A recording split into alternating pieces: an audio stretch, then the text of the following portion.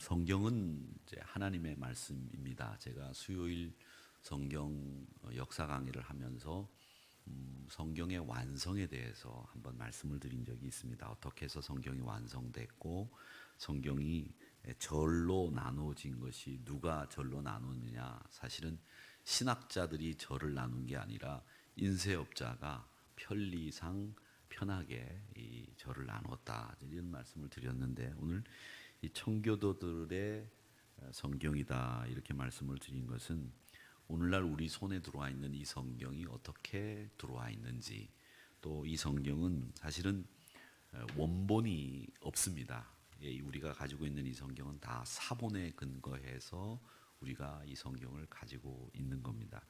그래서 이 성경에 대해서 우리는 하나님의 말씀이다 이렇게 표현을 하죠. 그런데 이 성경에는 이 말씀에 대한 표현이 여러 가지가 있습니다. 제일 먼저는 칼이라는 표현이 있습니다. 히브리서 4장 12절에 보면 이 말씀은 살아있는 하나님의 말씀이다. 활력이 있다. 좌우의 날선 어떤 검보다도 예리하여 우리 혼, 영혼, 골수를 쪼개고도 관절을 쪼개고도 남는다. 우리 마음의 생각 또 뜻을 판단한다. 이렇게 말씀을 하시면서 하나님의 말씀을 칼로 비유하고 있는 말씀이 있습니다. 이게 첫 번째로 이 말씀을 비유하는 첫 번째 비유이죠. 그다음에 두 번째로 말씀을 비유하는 내용에 보면 방망이라고 하는 표현이 있습니다. 예레미야 23장 9절에 29절에 보면 여호와의 말씀이 바위를 쳐서 부서뜨릴 수 있는 방망이 같다 이렇게 말씀을 하시면서 우리의 완악한 마음을 부술 수 있고 또 우리를 완벽하게 새롭게 만들 수 있는 바위같이 그 단단한 것도 부술 수 있는 것이 하나님의 말씀이다 이렇게 표현을 하고 있습니다. 또 말씀, 성경 말씀을 표현하는 세 번째 비유는 씨라고 하는 비유가 있습니다. 씨라는 표현이 있는데 베드로 전서에 나오는 표현이죠. 너희가 거듭난 것은 다른 게 아니다. 썩어질 씨로 된 것이 아니라 썩지 아니할 씨로 된 것이니 라고 할 때 그 썩지 않는 씨, 이게 바로 하나님의 말씀인데 그 말씀은 살아있고 항상 있는 하나님의 말씀이다 이렇게 되어 있습니다. 그래서 칼, 방망이, 씨 이런 표현들이 있고, 또 하나는 두 가지가 더 제가 여러분들에게 두 가지를 더 소개해 드릴 텐데, 하나는 거울이라는 표현이 있습니다. 거울. 야고보서 1장 23절에 보면 누구든지 말씀을 듣고 행하지 아니하면 그는 거울로 자기의 생긴 얼굴을 보는 사람 같아서, 이렇게 돼서 이 하나님의 말씀이 우리의 얼굴을 보는 거울과 같은 것이다 이렇게 표현을 하고 있습니다. 그렇죠? 말씀에 비추어 보면 내 속마음이나 내 생각을 하나님께서 어떻게 생각하고 판단하시는지를 알 수 있기 때문에 이 말씀은 거울이다라는 표현이 있습니다. 그 다음에 이제 마지막 표현은 하나님의 말씀은 등불, 이 등이라는 표현이 있습니다. 시편 119편 105절 말씀에 보면 하나님의 말씀, 주의 말씀은 내 발의 등이요 내 길의 빛이니이다 이런 말씀이 있습니다. 그래서 하나님의 말씀이 내가 걸어가는 길에 이 길을 비추어주는 등이다, 빛이다 이런 말씀이 있습니다. 이제 또 그런 말씀 말고 또 하나님의 말씀 우리가 자주 쓰는 표현이 있죠. 그게 뭐냐면 영의 양식 이렇게 표현합니다. 육의 양식도 있지만 영의 양식이다 이렇게 이야기를 해서 사도 바울은 고린도 교인들에게 보내는 편지 속에서 하나님의 말씀은 영의 양식이다 이렇게 얘기를 하시면서 이 믿음이 초신자인 사람들에게는 하나님의 말씀을 젖으로 먹여야 되고, 믿음이 좀 단단한 사람들에게는 밥으로 먹여야 된다 그렇게 이야기를 하죠. 우리 아이들이 이렇게 자랄 때 보면 아이들이 태어나서 모유를 수유하다가 그 다음에 이제 모유를 끊을 때쯤 되면 이유식을 할 때 그 이유식은 아이들이 넘길 수 있는 것은 다 이유식이 가능하죠. 그래서 이유식을 먹이다가 이제 그 어머니 부모님이 먹는 음식을 그냥 먹이게 되죠.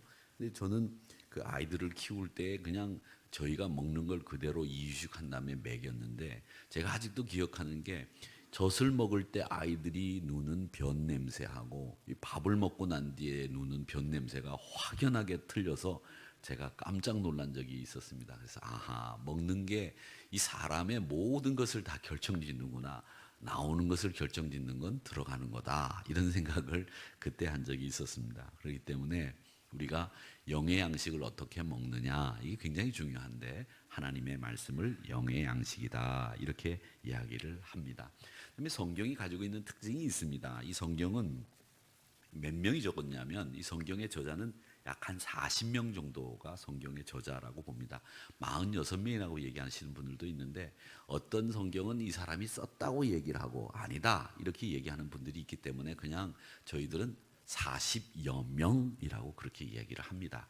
성경을 66권 전체를 40명 정도 되는 저자들이 썼다 이렇게 보시면 되고, 이 성경이 그냥 16년, 160년에 걸쳐서 쓰여진 게 아니라 1600년 동안 쓰여진 책입니다. 그러니까 이 성경을 보시면 야, 이게 6년에 쓴 것도 아니고 16년에 쓴 것도 아니고 160년 사이에 쓴 것도 아니고 1600년 동안 쓰여진 책이 하나님의 말씀이다라고 하는 것을 우리가 알 수 있는데, 쓴 저자들도 보면 왕도 있지요. 다윗과 같은 왕, 목자도 있고 선지자도 있고 예언자들도 있고 또 여러 종류의 사람들이 많습니다. 또 배운 사람도 있고 배우지 못한 사람도 있고 여러 사람들이 이 성경의 저자로 등장을 하는데, 이 성경은 말이죠, 특징이 하나 있습니다. 그게 뭐냐 하면 통일성을 가지고 있다는 겁니다.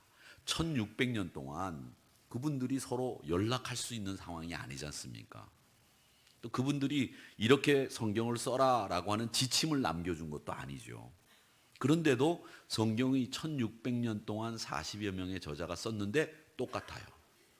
똑같이 예수님을 이야기하고 똑같이 하나님의 사랑을 이야기하는 이 주제와 방향과 모든 것이 통일되어 있다. 이게 성경의 놀라운 점입니다. 여러분, 1600년 동안 40여 명의 저자가 똑같은 말을 할 수 있다고 하는 것은 이건 하나님의 역사가 아니고서는 이해될 수 없는 거죠. 그래서 이 성경은 통일성을 유지하고 있다는 특징을 가지고 있습니다. 자, 그 다음에 또 성경은 이 두 번째 특징이 있는데, 그게 바로 뭐냐면 권위입니다. 권위가 있다는 겁니다. 고린도전서 2장 19절에서부터 12절 말씀에 보면 뭐라고 얘기하느냐면, 하나님의 말씀은 독특하게 그 말씀에 권위가 있다라고 얘기를 하는데, 이 말씀은 하나님의 생각, 하나님의 계획, 하나님이 가지고 계신 동기, 이런 것들을 다 그대로 보여주고 있으면서 이거는 사람의 책이 아니라 누구의 책? 하나님의 책이다라고 하는 권위를 우리에게 가지고 보여주고 있는 것이 바로 성경이다, 이렇게 이해를 하시면 되겠습니다. 자, 성경 이야기를 제가 이제 여러 가지를 말씀을 드렸는데, 우리가 왜 성경 이야기를 해야 되냐면 이 성경은 우리에게 신앙생활에 있어서 제일 중요한 요소입니다. 말씀이 하나님을 만나는 길이고, 말씀을 통해서 내가 하나님의 뜻을 알고, 말씀을 통해서 내가 깊이 있는 묵상이 가능하기 때문에 이 성경이 어떻게 완성되고 또 성경은 어떤 책인지에 대해서 여러분들이 분명히 알고 있으셔야 이단들에게 넘어가지 않습니다. 제가 알기로 요 앞에 어린 양 교회라고 하는 교회가 저희 집 들어가는 입구에 있었던 것으로 알고 있는데, 그 교회가 없어지고 다른 교회가 하나 들어왔어요. 조그만한 교회가 하나 들어왔는데, 그 교회에 이렇게 프레카드를 지나가다가 제가 유심히 봤더니 거기 어떻게 되어 있느냐면 흠정역이라고 하는 성경이 있습니다. 그걸 킹 제임스 버전이라고 그렇게 되어 있는 성경인데, 그 성경을 가지고 담임 목사가 강해를 한다 이렇게 되어 있어요. 그게 요 근래에 이단으로 판정을 받은 말씀 보존 학회의 성경입니다. 성경 자체는 이단이 아니에요. 그런데 말씀 보존 학회라고 하는 분들이 우리 성경에 오류가 없고 오직 우리가 인정할 수 있는 성경은 이거밖에 없다 이렇게 적은 것이 영어 사본 중에 킹 제임스 버전이라고 하는 성경이 있습니다. 원래는 버전이라고 이렇게 해야 되는데 제가 발음을 못하니까 버전이라고 그렇게 얘기했습니다. 그냥 한국식으로 버전이라고 하는 게 어떨까요? 이항수 장로님, 버전이라고 하는 게 낫겠죠? 버전이라고 하는 게 맞겠습니까? 근데 이제 우리가 알 발음을 잘 못하니까 버전이라고 그렇게 하겠습니다. 버전 그러면 징그럽고 니글거리고 속이 점심 먹기 전인데 안 좋잖아요. 그러니까 버전 하겠습니다. 근데 그 킹 제임스 버전 성경만 성경이라고 인정하는 교단입니다. 그 교파들이 있는데 말씀 보존 학회라고 하는 곳이 있습니다. 그런 곳에서 여러분들을 부르신다든지 그러면 아, 요건 이단이구나, 요건 한쪽으로 기울어졌구나, 이렇게 판단하시면 됩니다. 그런데 우리가 이 성경을 보면 사본이 여러 가지가 있어요. 사본 중에서 제일 중요한 사본은 제가 그 지명 강의를 하면서 쿰난을 이야기할 때 그 사해사본이 그 쿰난에서 발견됐다고 말씀을 드렸는데, 그 쿰난이 사해 옆에 동굴 속에서 목동 하나가 양 찾으러 들어갔다가 두루마기 사본을 발견했다, 이렇게 말씀을 드렸는데, 그 쿰난 사본이라고 하는 것을 사해사본이라고 합니다. 그 사해사본이 왜 중요하냐면 우리는 300년 때 400년 때 사본을 가지고 있지를 않았어요. 1000년이 넘은 이후에 사본만 가지고 있었고, 오래전 사본이 없었는데 그 사본을, 이사야서 사본을 그 쿰난엔 사해 사본에서 탁 발견한 거예요. 그러니까 우리는 사실은 더 오래된 사본일수록 이게 진본인 원본과 가깝다, 이렇게 판단할 수 있지 않습니까? 그러니까 이런 사본을 발견하면서 이건 획기적인 사본이다, 이렇게 해서 우리는 사해 사본이 굉장히 중요한 사본이라고 하고 있지만, 성경에는 여러 가지 사본 중에서 제일 중요한 성경이 하나 있습니다. 그게 뭐냐면 70인역 성경이라고 하는 책이 있습니다. 제가 지금 칠판이 없어서 70인역인데, 여러분 혹시 성경을 보시다가 옛날에 성경을 보시면 그 주석 중에 이렇게 밑에 보면 70인역 성경이 LXX역 이렇게 돼 있는 성경이 있습니다. 그게 뭐냐면 LXX가 뭐냐면, X는 이게 10이라는 뜻이에요. 라틴어로. L은 50이라는 뜻이에요. 그래서 50의 70인역이라고 하는 성경을 LXX라고 표현을 합니다. 그러니까 LAX는 그 로스앤젤레스 그 공항을 지칭할 때 룩스라고 그렇게 얘기를 하는데, LXX는 70인역 성경이에요. 근데 이 성경이 굉장히 중요해요. 왜 중요하냐? 그 이유를 말씀드리겠습니다. 중요한 이유가, 우리는 이제 이 70인역 성경을 보고 읽지는 않습니다. 왜? 우리가 지금 보고 있는 성경은 한국 대한성서공회에서 우리가 필사해가지고 만든 이 대한성서공회에서 만든 개역 개정 성경을 우리가 보고 있기 때문에 평신도들은 이 70인역 성경을 볼 이유도 없고 볼 수도 없습니다. 대체로 그렇습니다만은, 이 성경은 어떻게 만들어졌는지를 아셔야 되고, 또 이 성경이 왜 중요한지를 알고 있으셔야 됩니다. 이유는 뭐냐 하면, 바벨론에 의해서 이스라엘이 멸망당하고 난 뒤에 이스라엘 사람들이 다 세계 각처로 흩어졌습니다. 바벨론 강가로만 끌려간 게 아니라, 바벨론 포로로만 끌려간 게 아니라 지중해 연안으로 다 흩어졌어요. 그 흩어진 유대인들을 뭐라고 그러냐면 디아스포라, 이렇게 이야기를 합니다. 근데 그 디아스포라 성도들이 자기네 나라에서 떠나서 오랜 세월을 지나다 보니까 자기네 나라 말인 히브리어를 잊어버리는 거예요.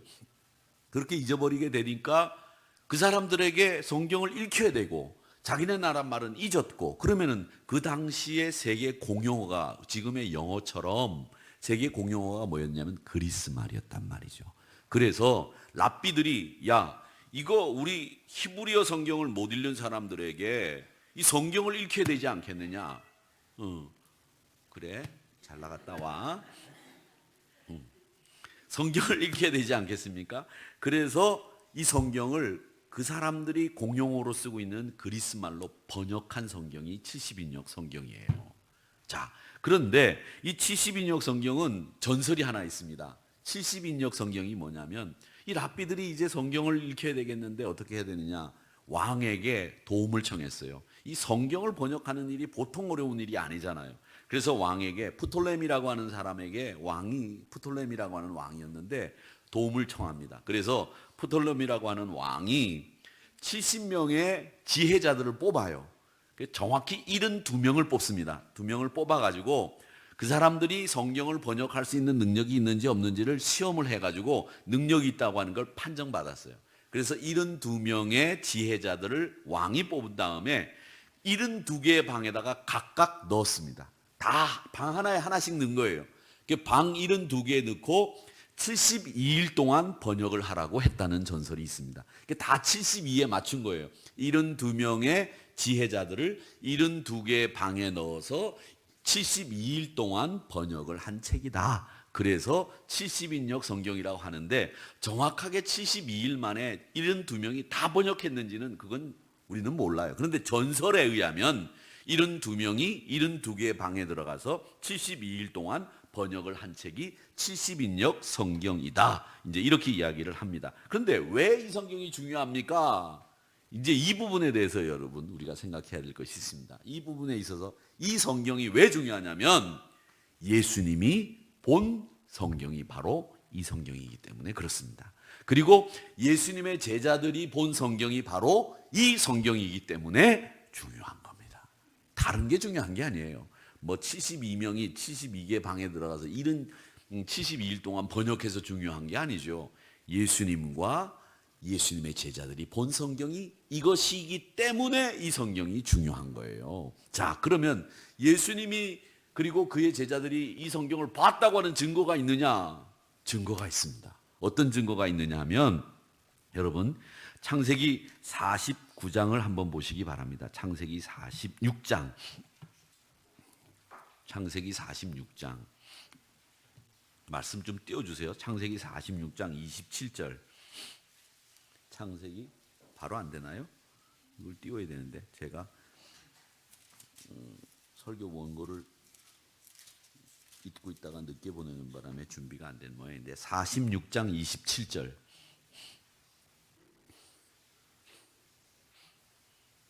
떠요?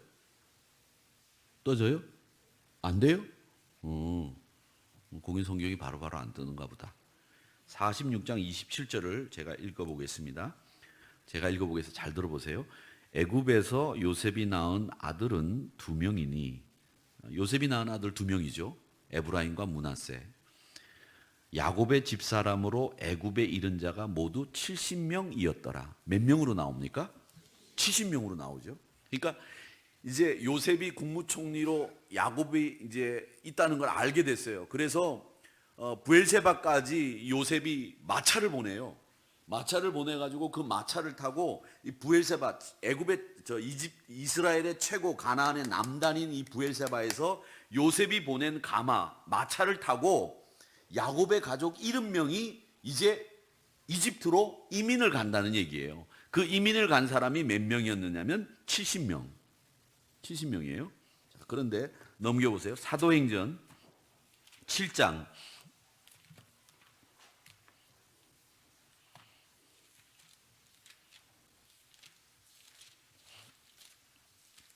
사도행전 7장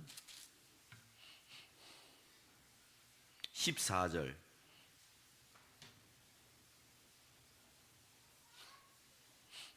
사도행전 7장 14절. 이건 이제 스데반 집사가 붙잡혀서 돌 맞기 직전에 이스라엘 역사를 이야기하면서 예수님이 탄생해야 되는 이야기를 하는 설교예요. 거기에 보면 이렇게 돼 있습니다. 뭐라고 돼 있느냐면 제가 잘 읽어보겠습니다. 요셉이 사람을 보내어 그의 아버지 야곱과 온 친족 75명을 청하였더니 이렇게 돼 있죠. 몇 명 차이가 납니까? 5명 차이가 납니다. 여러분 성경이 똑같이 창세기에서는 70명이 내려갔다고 얘기를 하고 46장에서는 70명이 내려갔다고 얘기를 하고 사도행전에서는 스데반은 75명이 내려갔다고 얘기하니까 성경이 1.1핵도 무효합니까? 안 합니까? 무효해요? 안 해요? 여러분 여기서 지금 굉장히 난처한 생각을 하고 계시는데 내려간 숫자가 5명 차이가 나요? 안 나요? 나요. 그럼 이게 어떻게 해서 5명 차이 나는지 이걸 여러분 아셔야죠. 몰라도 되겠습니까? 알아야죠. 그런데 내가 알고 있으니까 여러분들이 알려드려야죠. 그렇죠? 예, 알려드려야 돼요. 5명 차이가 나요.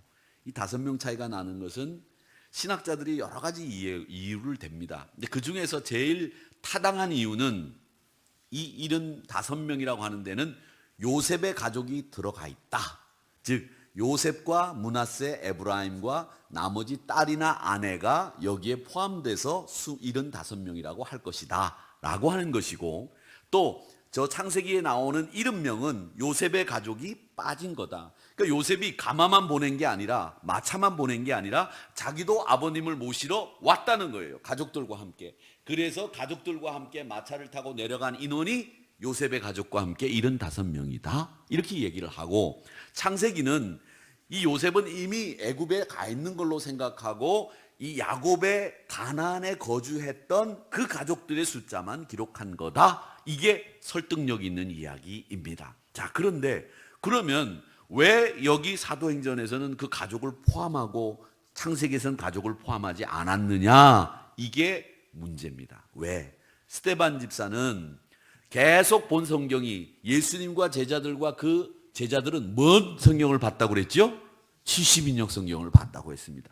그럼 70인역 성경을 보면 야곱의 가족이 애굽으로 내려간 숫자를 70인역 성경에 몇 명으로 기록했는지를 알면 알 수 있죠. 이 70인역 성경에 바로 야곱의 가족이 애굽으로 내려간 사람의 숫자를 75명이라고 하고 있다는 겁니다. 그러니까 70인역 성경을 보고 공부했던 스데반 집사와 예수님의 제자들은 야곱의 가족이 애굽으로 이민 간 숫자를 75명이라고 알고 있다는 거죠. 그러니까 예수님과 그의 제자들을, 스데반 집사들까지 그 당시에는 어떤 성경을 보고 있었다? 70인역 성경을 보고 있었다. 이런 결론이 나오는 거예요. 그래서 이 성경이 중요한 것이다 라고 하는 겁니다. 그래서 여러분, 70인역 성경은 우리가 이걸 보면서 사본의 75명과 70명의 차이는 바로 그 사람을 포함한 숫자를 쓴 70인역의 성경과 그 사람들, 요셉의 가족을 포함하지 않은 일반 다른 사본들과의 차이 때문에 요 사도행전 17장과 사도행전 7장과 7장 14절과 창세기 46장 27절의 말씀에 야곱의 가족의, 애굽으로 내려간 가족의 숫자가 다르다, 이렇게 이해를 하시면 되겠습니다. 아시겠죠? 이거를 여러분 지금까지 굉장히 궁금해 하셨죠? 왜 여긴 75명이고 창세기는 70명이었는지 궁금해 하셨죠? 네, 궁금해 하셨을 거예요. 우리 한우리 성도님들은 궁금해 하셨을 것 같은데, 성경은 공부를 해도 끝이 없는 게 성경입니다. 정말 무궁무진한 이야기들이 이 안에 담겨져 있어요. 자, 그 다음에 70인역 성경이 왜 중요한지를 저도 얘기하고 났는데 저도 웃기네. 또 이렇게 한번 웃어보네요. 네. 70인역 성경을 이제 말씀을 드렸는데, 그 다음에 또 이제 성경 중에서 아까 킹 제임스 버전이라고 하는 성경을 말씀을 드렸는데, 이 성경 이야기를 좀 해보겠습니다. 자, 그래, 울지 마. 어이구, 뭐가 그렇게 서러울까? 근데 종교개혁이 일어나면서 1597년에 종교개혁이 일어나면서 제일 먼저 변화가 된 게 있습니다. 그게 뭐냐면, 평신도들은 성경을 못 읽었어요.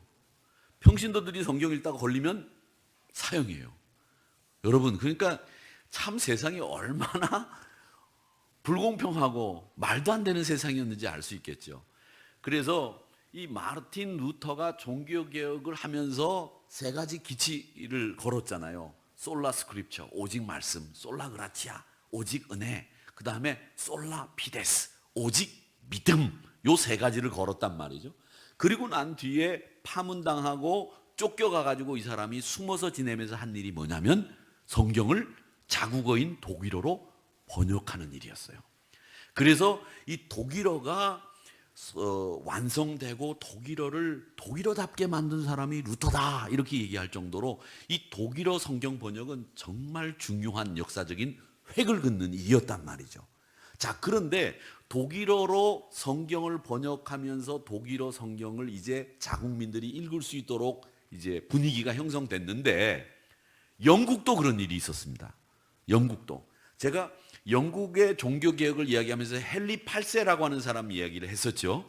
그 헨리 8세가 캐서린이라고 하는 스페인 에스파냐 그 공주를 데려다가 살다가 이혼하고 앤 볼린이라고 하는 여자하고 좋아가지고 그 여자하고 결혼하려고 종교개혁을 했다, 이렇게 말씀드렸고, 캐서린하고 사이에 난 딸이 메리라, 그 여자가 피에 메리라고 하는 이름으로 불리는 블러디 메리라고 하는 여자고, 그 다음 앤 볼린하고 사이에 태어났던 여자가 엘리자베스 1세 여왕인데 영화에 나오는 엘리자베스고 이류 국가인 영국을 인류 국가로 만든 사람이고 스페인 함대와 싸워서 그 당시에 세계 최강인 스페인 함대와 싸워서 이겨냈던 영국 함대를 지니고 있었던 왕이 엘리자베스였다, 이렇게 말씀을 드렸습니다. 그게 엠볼린 사이에선 태어난 왕이었는데 당시에 윌리엄 텐들이라고 하는 사람이 있었습니다. 이 윌리엄 텐들이 어떻게 생겼냐면 이렇게 생겼어요. 근데 이 사람이 헨리 8세가 어쨌든 이혼 문제든 무슨 문제든 종교개혁을 하니까 우리도 독일어 성경이 나온 것처럼 영어 성경을 만들어야 되겠다 해서 이 사람이 영어 성경을 번역했어요. 근데 번역을 했는데 당시에 평신도들이 성경을 읽을 수 있다 없다? 없답니다. 그러니까 이 성경을 번역을 했는데 이 번역한 성경을 혹시 읽다가 걸리면 죽임을 당하니까 이 성경을 번역해서 인쇄를 해야 되는데 인쇄할 사람을 찾지 못한 거예요. 그래서 이 틴들이라는 사람이 영어 번역본을 들고 어디로 갔느냐면 그래도 독일어 번역이 되었던 독일로 간 거예요. 어디로 갔냐? 독일 쾰른으로 갔습니다. 그래가지고 거기서 이 영어 성경을 번역한 걸 인쇄하게 되는 거예요. 그걸 틴들 성경이라고 이야기를 합니다. 틴들 성경. 그 틴들 성경이 번역이 됐는데 이 성경은 영국으로 유럽으로도 못 갑니다. 근데 이 성경을 번역하고 난 뒤에 이 성경을 읽히려고 하는데 읽힐 수가 있어야죠. 평신도들이 읽다가 걸리면 죽는데. 그래서 교황청에서 틴들이 성경을 영어로 번역했다는 말을 듣고 그것도 유럽에서 인쇄했다는 말을 듣고 교황청에서 항구마다 틴들을 붙잡으라고 하는 체포명령이 떨어집니다. 그래가지고 틴들이 영국으로 돌아오지 못하고 있다가 숨어 있는데 이 영어 성경이 유럽에서 영국으로 밀수입이 됩니다. 그 당시에도 밀수가 있었어요. 우린 예전에 제가 어릴 때 밀수 얘기를 제가 많이 들었어요. 그때 밀수하는데 뭘 제일 많이 밀수했냐? 일본 물건을 제일 많이 밀수했어요. 그래서 제가 부산에서 목회할 때도 보면 밀수한 얘기들을 우리 권사님들이 하는 거예요. 예전에 밀수해가지고 제가 목회하던 그 앞에 국제시장, 깡통시장은 이 밀수한 물건들이 굉장히 많이 팔리는 곳이었거든요. 근데 그 밀수를 할 때는 어떻게 하느냐? 부산으로 안 들어오고 저 삼천포로 들어온대요. 배가 삼천포 앞바다에 딱 세워놓고 난 뒤에 수영을 잘하는 사람이 비닐에다가 그 밀수 물건을 다 넣어가지고 발에다 묶는데요. 제가 방법을 가르쳐 드리는 거예요. 그런데 어떻게 하느냐면 세이코 시계, 옛날에 우리 시계 중에는 세이코 시계가 최고였잖아요. 뭐 요즘에 그 비싼 시계를 요즘에 뭐 우리가 찰 수나 있습니까? 세이코 시계가 최고 좋은데 그 세이코 시계를 막 100개면 100개, 200개면 200개 밀수해가지고 그걸 발에다가 건대요. 그래서 비닐로 꽁꽁 묶어가지고 한 사람이 수영을 해가지고 저 먼 바다에서 한 3km, 4km 수영을 해오는 사람이 있으면 바닷가에서 이렇게 가가지고 배로 가서 그 사람 물건을 받아가지고 싹 들어와서 삼천포에서 육로로 해서 부산으로 가지고 들어왔다는 거예요. 이거 얘기하면 안 되는데. 그런데 그런 밀수들이 옛날엔 성행했었어요. 요즘에는 그런 게 아니지만 그 밀수 물건들이 제일 많은 데가 어디입니까? 서울에 남대문에 도깨비 시장 아시잖아요. 모르세요? 아이고 이제 하셨구나. 그럼 지금 빨리 가보세요. 있나 없나. 자, 그런데 이 밀수를 한 거예요. 성경을 영국에서. 그래서 5만 부를 밀수해서 어떤 사람이 밀수해서 어떤 사람들은 이 영어 번역 성경을 태우기도 한 사람도 있었고 아니면 읽은 사람도 있었습니다. 근데 문제는 이 틴들 성경이 왜 중요하냐 하면 제가 말씀드린 킹 제임스 버전이라고 하는 성경의 90%가 이 틴들 성경입니다. 90%가. 그러니까 킹 제임스 버전이라고 하는 건 제임스 1세라고 하는 왕이 종교개혁자들이 일어나가지고 종교개혁에 대해서 막 욕을 하는 겁니다. 헨리 8세, 제임스 1세는 엘리자베스 다음 왕이에요. 아까 이야기했던 엠볼린 사이에 나타났던 엘리자베스 여왕의 다음 왕인데 이 사람이 자꾸 종교개혁자들이 와서 왕이요, 당신이 수장입니다. 당신이 왕입니다. 당신이 종교개혁을 완성시키세요. 막 이렇게 얘기하니까 이 사람은 종교개혁이 그렇게 탐탁지가 않았어요. 그래? 그건 뭐 할 필요 있나? 이런 말을 가지고 계속 이렇게 애매모호한 태도를 취하니까 그러면 제임스 왕 이름으로 성경을 하나 만들어 주십시오. 이렇게 요청을 하는 거예요. 그래서 제임스 왕이 그러면 내 이름으로 성경 하나 만들어라. 이렇게 허락을 한 거예요. 그게 킹 제임스 버전 제임스 1세가 허락한 영어 성경이다. 그래서 킹 제임스 버전이라고 하는데 그 킹 제임스 버전 성경은 영국 고로 되어 있습니다. 고로 돼 있어요. 그래서 com 그러면 com인데 거기에 th가 붙어 있어요. 그래서 우리가 읽기에는 조금 난해한 영국 고로 돼 있는 성경이 킹 제임스 버전이고, 그걸 이 킹 제임스 버전 성경만이 오직 유일한 원본 성경과 똑같다 이렇게 믿는 사람들이 말씀 보존 학회인 거예요. 그래서 그 사람들이 그걸 한국말로는 흠정역 성경이라고 하면서 그 성경만이 오직 유일한 성경이다 이렇게 얘기하는데 그거 틀린 거예요. 사실은 킹 제임스 버전 성경은 틴들 성경이 90%라는 거죠. 그러면 틴들 성경도 인정해야 되는데 그 사람들은 틴들 성경을 인정하지 않습니다. 그러니까 만약에 여러분들 가운데 누가 와서 야, 우리는 말씀 보존 학회 사람들인데 성경 말이지 진짜 성경 원본에 가까운 성경은 하나야 이렇게 얘기하면 여러분들 무슨 소리야? 그 성경 말이야, 영어 성경은 원래 틴들 성경이 90%래 이렇게 얘기해 보세요. 그러면 그거 몰라요. 왜? 그 사람들은 그렇게, 이단들은 엉뚱한 데 빠져 있고 엉뚱한 생각에 매여 있기 때문에 그 역사나 되어진 것들이 모른다는 거예요. 그러니까 여러분, 이 틴들 성경에 의해서 제임스 버전 성경이 나왔고 그 제임스 버전 성경을 한국말로 흠정역 성경이라고 하는데 그걸 가지고 이단들이 지금 오직 유일한 원본 성경에 가까운 거다 이렇게 얘기하고 있다는 걸 여러분 아셔야 됩니다. 그러니까 성경의 역사가 그렇다는 거죠. 근데 이 윌리엄 틸더는 나중에 어떻게 됐느냐면 제임스 1세 다음 왕이, 제가 이름이 지금 기억이 안 나는데 그 왕에 의해서 화형을 당했어요. 왕한테 막 덤빈다고 그래가지고 화형을 당했습니다. 근데 화형을 당하면 이게 그 중세 시대 때 화형을 당할 때는 이 불에 타면 사람이 고통스럽잖아요. 그러니까 고통을 줄이기 위해서 먼저 목을 조릅니다. 그 목을 먼저 졸라가지고 목을 먼저 졸라서 죽인 다음에 화형을 시켜요. 그냥 살아있는 상태 속에서 화형을 시키는 건 진짜 극악무도한 사람들은 살아있는 상태 속에서 화형을 시키지만 웬만한 사람들은 다 먼저 목을 조르고 그런 다음에 화형을 시킵니다. 그게 사형수에 대한 배려라고 생각을 해서 이 틴들은 그런 배려를 받고 죽었다 이렇게 이야기를 합니다. 자, 그래서 이 흠정역 성경이라고 하는 것이 나오게 됐다는 거죠. 자, 그러면 우리가 이 성경이라고 하는 것은 도대체 어떤 거냐? 여러분, 성경이 어떤 책이냐 한번 보세요. 성경은 영원히 없어지지 않는 성경입니다. 이사야서 40장 8절 말씀에 보면 이렇게 되어 있습니다. 뭐라고 얘기하냐면 풀은 마르나 꽃은 시드나, 풀은 마르고 꽃은 시드나 우리 하나님의 말씀은 영원히 서리라. 하나님의 말씀은 영원히 선다는 겁니다. 그러니까 이 말씀이 여러분 보실 때 우리가 가지고 있는 건 이거 다 사본이에요. 원본은 없어요. 그런데 이 사본들이 여러 종류가 있는데 그 사본들의 여러 종류들을 보면 원본을 어떻게 생겼는지를 추론할 수 있고 생각해 볼 수 있단 말이죠. 그래서 이 사본들 여러 가지를 가지고 우리가 성경을 추론해 보는 거예요. 자, 보세요. 자, 여러분 요한복음 보세요. 요한복음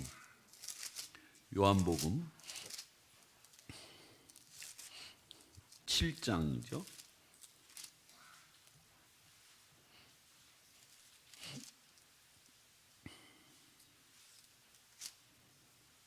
네네네. 8장 보시죠. 요한복음 8장.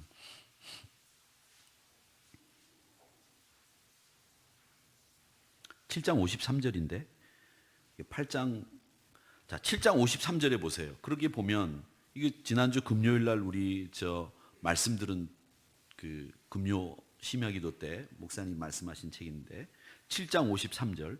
그게 보면 다 각각 집으로 돌아가고 돼 있죠. 거기 돼 있는데 앞에 뭐가 있습니까? 괄호가 있죠. 대괄호가 있어요.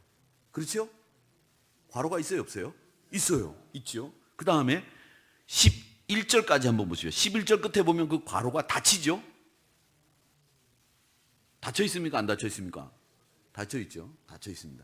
그래서 그 말씀이 괄호 안에 들어 있어요. 그 말씀이 어떤 말씀이냐면 예수님이 가늠한 여자를 데려다가 죄 없는 사람은 돌로 치라고 해서 나는 너를 정죄하지 않는다고, 그 말씀이에요. 이 괄호 안에 들어 있죠. 괄호 안에 왜 들어 있을까요?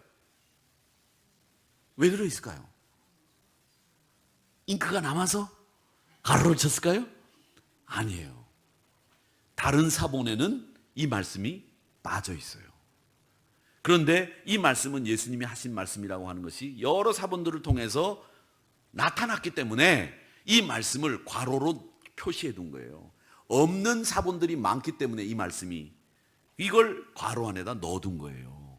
그러니까 여러분 나중에 읽으시다가 괄호 안에 들어있는 이 말씀들이 간혹 보이면 다른 사본에는 이 말씀들이 간혹 없구나 이렇게 생각하시면 돼요.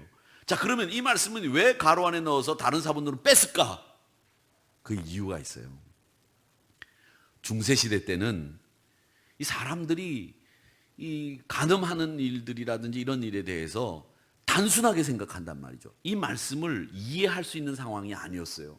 그런데 이 말씀은 자칫 잘못하면 단순한 사람들은 간음해도 예수님이 용서해 주시는구나. 그러면 우리도 간음해도 되는구나. 이렇게 평신도들이 받을까 봐 이 말씀은 사본들 가운데서 빼버린 거예요. 걱정이 돼서. 이 말씀을 가지고 잘못 이해할까 봐 평신도들을 성경 못 읽게 하는 이 사제들이 걱정이 돼서 이 말씀을 빼버린 거예요. 그래가지고 안 읽혔어요, 아예.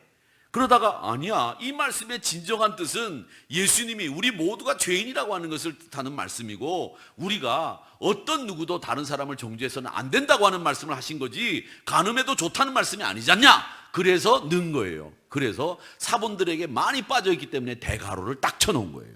그걸 표시해 둔 거죠. 그래서 성경은 정확하게 어떤 사본들 가운데 빠져있는 말씀이다. 그러나 이건 예수님의 말씀이라는 거죠. 아시겠죠? 그래서 성경들이, 이 성경이 이런 얘기들 말고 참 여러 가지 재밌는 말씀들이 많이 있는데, 이 성경은 영원히 거하는 하나님의 말씀이다. 풀은 마르고 꽃은 시들지만 하나님의 말씀은 영영이 선다라고 하는 겁니다. 그리고 이 말씀은 말이죠, 하나님의 말씀, 이 성경은 마지막 두 가지가 더 있는데 마지막 하나만 더 말씀드리고 끝내겠습니다. 죽음 이후의 소망을 이야기하는 책은 오직 성경밖에 없습니다.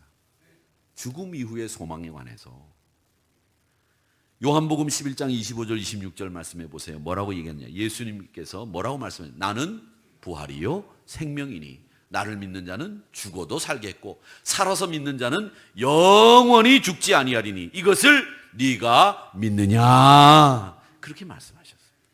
소망에 대해서 이야기하는, 진짜 소망을 이야기하는 책은 이 성경 하나밖에 없다라고 하는 것을 여러분 꼭 기억하시기를 바랍니다.